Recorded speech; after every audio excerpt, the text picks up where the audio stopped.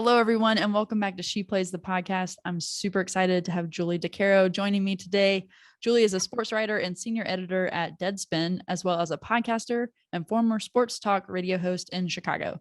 She is a Peabody Award winning journalist and has appeared in media outlets such as the New York Times, Sports Illustrated, the Washington Post, and Vice Sports. Julie, thanks so much for coming on the podcast. Hey, thanks for having me. So I got to say, I reached out because I read your book this summer, Sideline, and gosh, so good. We'll put the link in the show notes for everyone to go get it, to order a copy.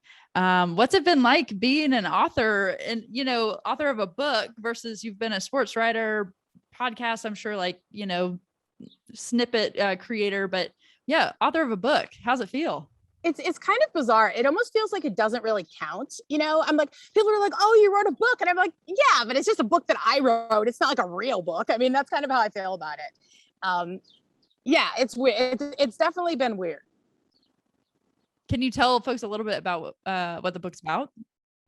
So the book actually got started because a publisher reached out after all my rantings on Twitter and was like, instead of just screaming into the void, you should probably put this down somewhere. So that got me I never thought people would be interested in hearing anything about my life or what it's like to be a woman in this industry and working in sports media. So I was really lucky that lots of other women had stories that they wanted to share. And the thing when I started talking, first of all, there was nobody I reached out to that was like, no, I don't want to talk about it. Like everybody was like, yes, I have stuff to say. So, I mean, that felt really good. And I think that as women, we a lot of times, sort of like when you're being bullied and you assume you're like the only person being bullied, and then you find out this bully bullies everyone. It's kind of been the same. That a lot of us in this industry have extremely similar experiences. And it was really refreshing to know that and to find that out. So the book talks about a lot of different feminist topics. It talks about what it's like to be a woman in this industry. It talks about equal pay, online harassment, women being sort of shunted to the sidelines in broadcasting and always being sideline reporters, and how difficult it is to move above that. And a lot of different issues that I think affect us in the workplace, and, try to do it in kind of a conversational, funny tone so that it wasn't so dry and depressing to read. And the feedback from it has been great. So it was a really, I think, worthwhile thing to do. And I know other women are working on books on similar topics. And I really hope that we just absolutely flood the market with feminist sports books, because they are desperately needed. They are. And I will say it was tough to read a lot of portions of the book, just like hard emotionally to realize that this is happening, that it's been happening. It's probably still happening, which is sad.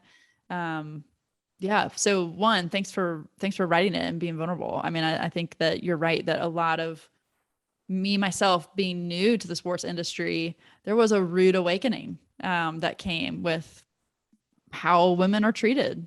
Yeah. And whether I'm writing the book or whether I'm like talking to women who want to go into sports or going to media on college campuses, like nobody wants to scare anybody away, right? Like we don't want to, because we need as many women in this industry as we can get, and non-binary folks and women of color, we need all these people. So we don't want to scare anyone away, but we definitely want women to come into this industry with their eyes open and knowing that, this is the kind of stuff you could face. And if you do, just know that there is an entire sorority of other women out there that have gone through the same thing, and you're not alone. And I think if I had just even known that when I got into this industry, it would have been a little bit easier. But, I came from law. And so, in law, it's not like law is perfect. I mean, obviously there's sexism, there's racism, there's exclusionary things that happen, but it was much more evolved and progressive than working in media has been. And especially sports media, a lot of times feels like a throwback to like Anchorman, or something where it's like a lot of times men just do whatever the hell they want and get away with it because this is the way the industry has always been. And hopefully the more women that speak out about that will start to change. Yeah. And I do want to move on to what we're, what's positive and what's good. Cause like you said, not wanting to scare folks, but I do think the dose of reality is good for people to have. I mean, that whole video, the hashtag more than mean that you did with Sarah Spain, I remember watching that and just being like, what in the world? Again, it's like kind of when just the online bullying. And I mean, I still see tweets about Diana Taurasi that are like, go make me a sandwich. I'm like, you're talking about one of the greatest basketball players in the world, I know. It is It's crazy. brutal. I actually got off of Twitter and I'm off for the foreseeable future. So, I mean, it has become just such a toxic hellscape. And there's a great podcast out from You're Wrong About on cancel culture and on just the way that Twitter is just constantly primed to like explode into, you know, bullying and harassment and hate speech like every single day. And it's like, I've been off for like 3 days, which feels like 3 months. I feel like I have no idea what's going on in the world, and I don't know who the Twitter person of the day is. You know, like every day there's some person who gets, you know, is the #1 trending topic. But like my heart rate is down, like my resting heart rate. So I think like that says a lot about that platform. Yeah, 100%. Yeah. Yeah. Well, and it's been a dumpster fire today. We'll just say that. But Great. yeah. And it's like a great source of information, but also very, very, very prime for, bullying and just, you know, keyboard bullying, which is just crazy. Anywho, okay. So obviously we're on a podcast. I love podcasts. I've been amazed at like the people that I've gotten to meet and talk with. You are a pro at podcasting. I mean, you've been on, I know, Stick to Pods, the co-hosting Always Game with Jane McManus. Is that right? Yeah, it's actually called The Ladies Room. The Ladies Room. Okay. Initially it was called Always Game, but we just changed it. The Ladies Room. And then also you're a co-founder of Burn It All Down. Yeah. Which we're big fans here. Big fans here. It's the best. They're terrific. Yeah. Yeah. So what do you love about that medium? How does it differ from radio, like sports talk radio? You know, I think first of all, I mean, it differs because you can talk about what you want to talk about without people on the text line, like screaming at you, you know, I mean, that's the first thing but, you know, in some ways I do miss that audience interaction when I'm doing podcasts. I mean, you know, like hosting sports talk radio, like a Monday after a Bears loss was like the best, you know, I mean, it was so easy. It was just like going to a bar and talking to your friends about the Bears. And, you know, it was just like the most natural thing in the world. The thing I do like about podcasting is that you're able to bring up topics that are interesting to you, to make them interesting. I on Stick to Pods, which was sort of sports history / crime stuff. I love like researching and scripting podcasts. So my producer and radio, Tony Gill, and I did one together that was like it was like, I think 9 episodes or something on the murder of James Jordan, Michael Jordan's dad. And we got everyone in that case to talk to us, including one of the guys sitting in jail for his murder. It was like our own private little Dateline thing that we did. And like, you're right. I mean, you get access to all kinds of people and things that you wouldn't normally just saying, you know, I'm doing podcasting or I'm doing a podcast, you know, can I talk to you for it?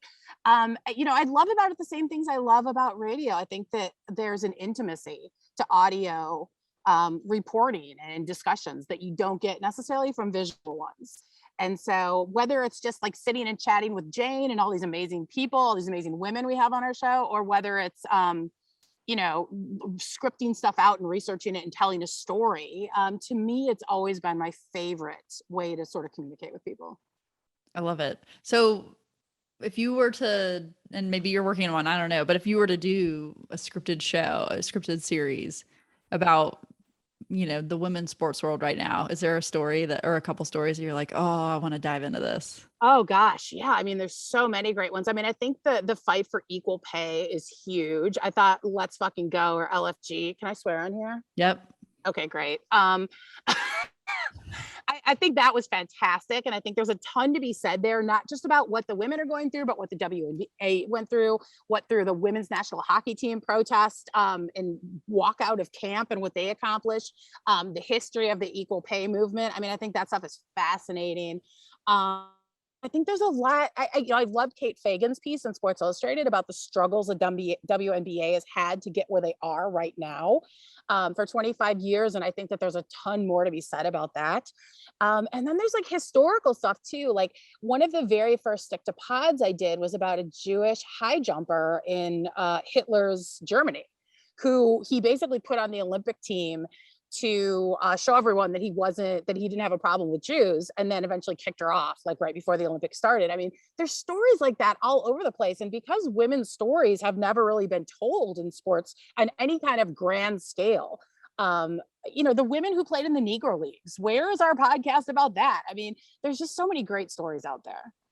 Well, funny you mentioned that because we actually have a podcast that highlights some of the Negro League basketball and the barnstorming basketball. Oh, Yeah, fantastic. yeah. So hopefully Right. coming out in the next couple months, but Love it. kind of like a league of our own, a league of their own, but like with basketball. So Yeah, love that. yeah. That's But oh great. my gosh, I'm fascinated now by this story of this high jumper. Hmm. Oh my gosh. Yeah, I mean, there's a Stick to Pods episode about it. I think it's like episode like 2 or 3. And her granddaughter is actually on Twitter, Molly Lambert, and her name is Gretel Bergman, and her story is just fantastic. That's awesome. Very cool.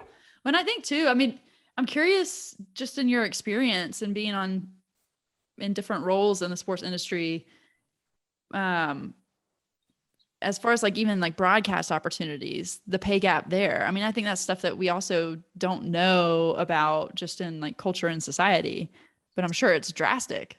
Yeah, I mean, there's this movement, to tell your coworkers what you make, and it's uncomfortable. But like I talk about in the book, like my radio co-host Maggie Hendricks and I weren't even making the same for the show that we were doing because we negotiated different prices. And like I in the book was really open, I think, about the fact that I was making $25 an hour when I had my own show in the number 2 sports market in the country every night. And I was making $25 an hour. And there are guys who have shows there who are making hundreds of thousands of dollars. And I know it's uncomfortable for people to talk about, but if you don't know what other people are making, you can't then make the argument, why am I making so much less? So it's been really kind of gratifying to see people, whether they're freelance writers or podcasters or whatever, talking really openly about what they get paid. And I credit Black women in publishing and in writing for sort of starting that trend of being like, we all need to talk about what we get paid so that we can figure out who's underpaid and we can pull sort of everybody up from the bottom. And I think that's really important. Yeah. I mean, I think it's very different, but I always love hearing about, TV show casts that rally around each other to make sure that Yeah. everyone that's same level of acting and exposure is getting, equal share. So Yeah, well, it's like the first season of The Crown when we found out that I was at Matthew, I can't remember his last name, Matthew Smith, was making like way more money than Claire Foy playing Queen Elizabeth. I'm like, she's playing Queen Elizabeth. Like, how can he be making more money than her? But yeah, I mean, if people don't talk about it, we never know. And I think that women, by and large, have been socialized that like talking about stuff is indelicate and it's rude and it's pushy. And, like I'm in my 40s now. I am not here for that anymore. Like I'm all for being rude and pushy and, finding out everyone's business so that you can make sure that you are being treated fairly. yeah, well, I mean, you're absolutely right. Like women standing up for themselves have always been labeled like a bitch. And it's like, Yeah. no, we're just reclaiming our power and using a voice that you haven't let us use. So no, I love that, all about that. And it's been really interesting too, even, women versus like, I guess the men that are in power or making the decisions.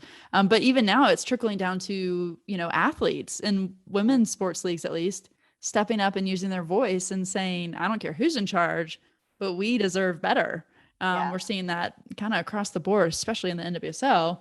And it is inspiring. I think I can't even imagine the impact that young boys and girls, whatever, are seeing of like, yeah, you can do this and fight for yourself, fight for what you're worth.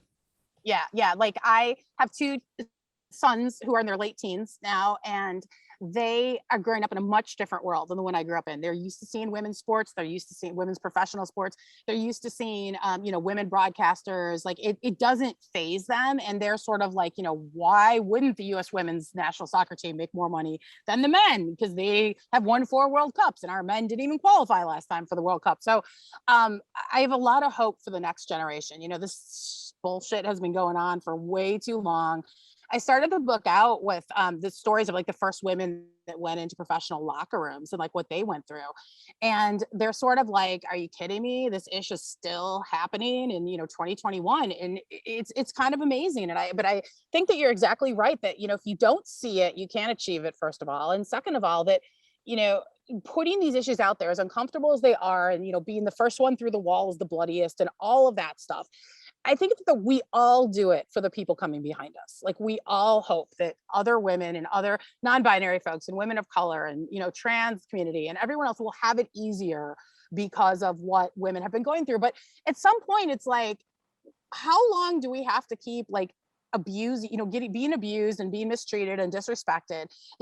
Like I was reading, like someone's book about, it was Claire Smith. She was talking about, women, what it was like to go in the locker room, and she did it for the women behind us. And now we're 40 years later and we're still doing it for the women behind us. Like, at what point are we doing it for ourselves? And that's sort of like where I struggle a little bit, because I don't always want it to be waiting for the next generation for things to get better. Like, at some point it needs to get better for the people that are already here.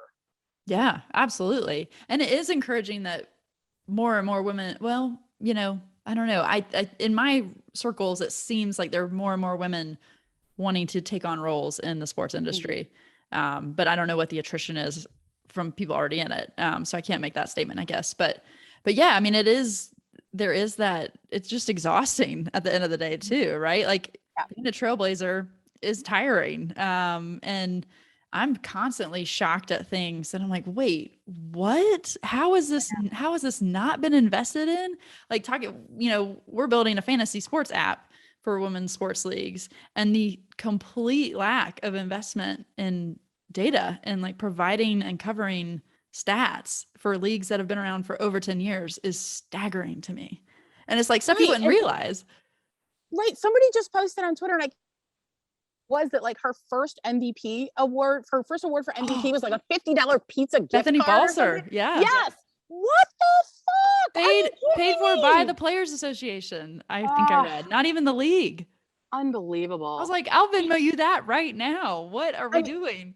I mean, I remember talking to the Lamoureux twins for back when the U.S. women's hockey team was striking.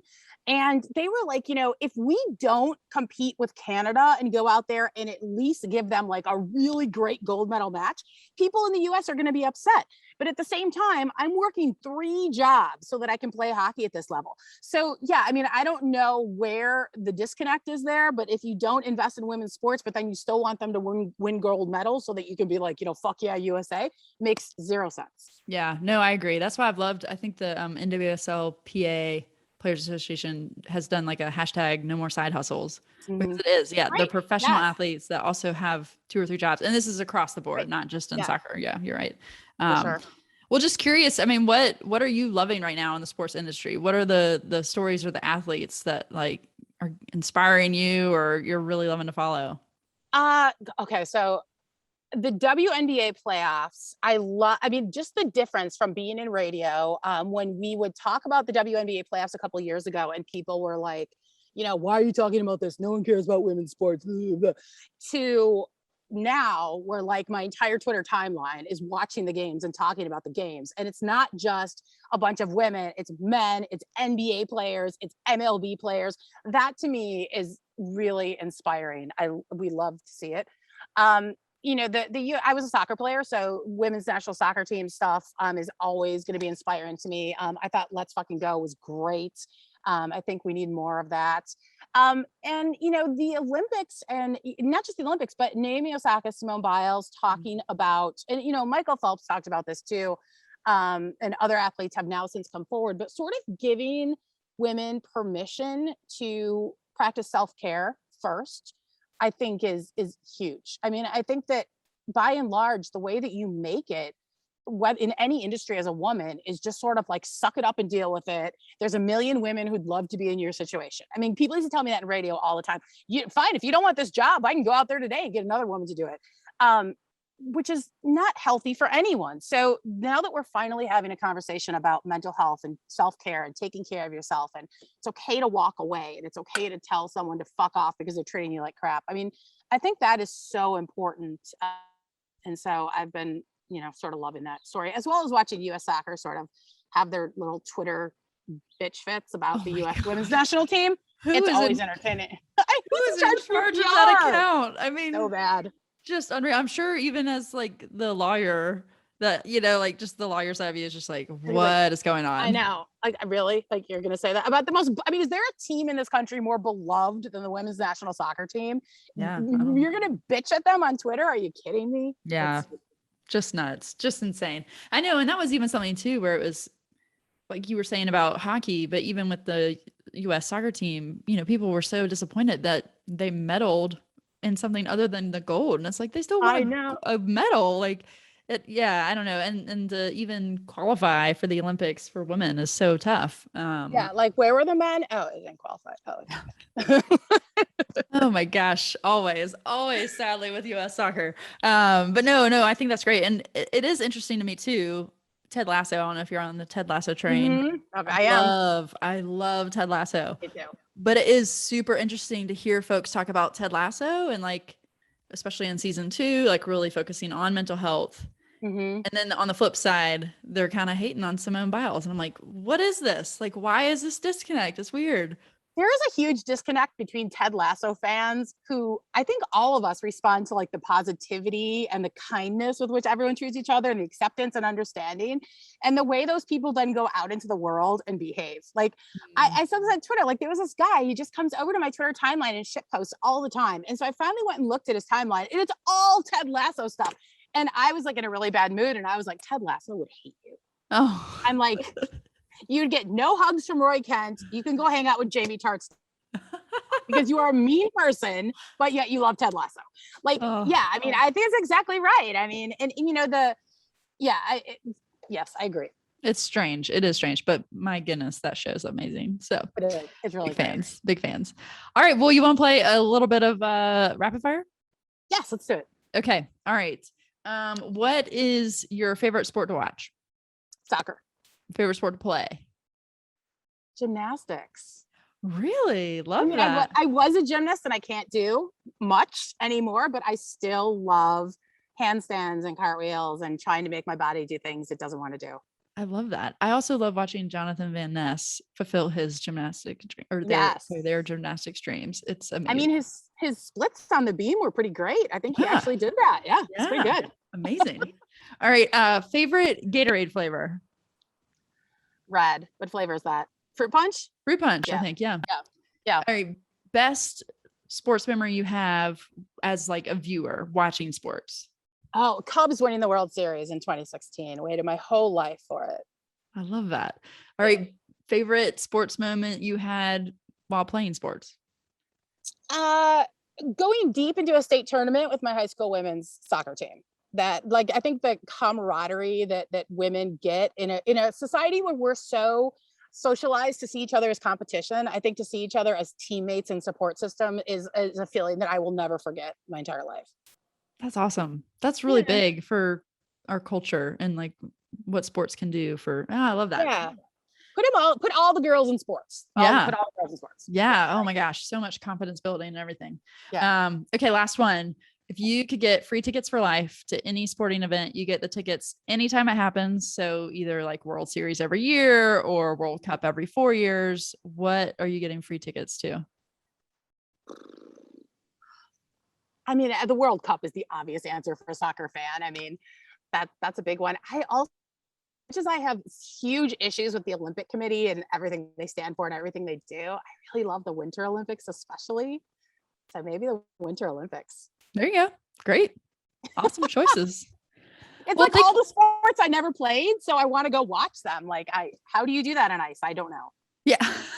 That is literally me every Winter Olympics. And it's also, just something beautiful about, at least for the athletes, like coming together and just celebrating sport. Yeah. Cold sports. And they're always in these really beautiful places too. You know, I mean, they're always in the mountains somewhere and some like beautiful, mountain range. So yeah, that would be my thing.